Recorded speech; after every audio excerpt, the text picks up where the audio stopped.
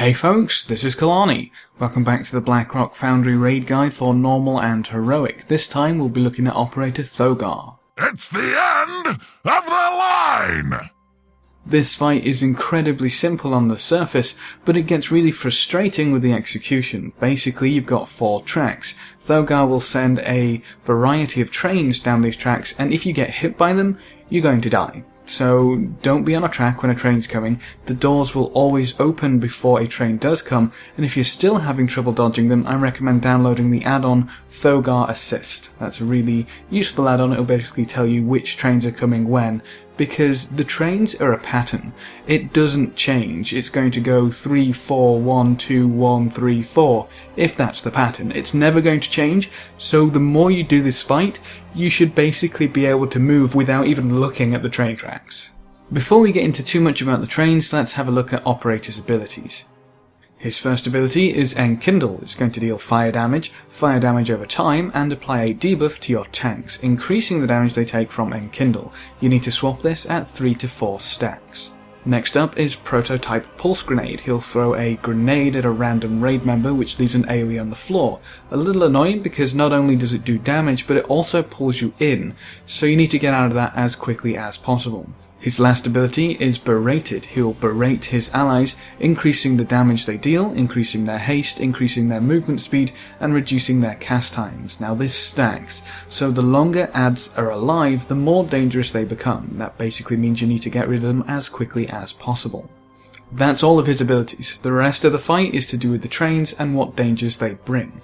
So besides the trains ramming through the entire area and killing anyone they hit, they also bring a variety of dangers. Typically, if a train stops, it will unload a nice bunch of ads. These are fairly simple ads. They're melee ads and ranged ads. They don't really do a great deal themselves, but that berate stack can get really dangerous, so you need to AoE them down as quickly as possible. There's a different train which brings around a few more dangerous ads. Now these are the Man-at-Arms and the Firemender.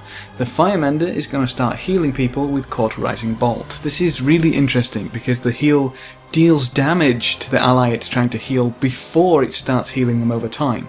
So you can either interrupt that or you can dispel it. If you dispel it before 20% of their health has been healed, it's actually a net gain.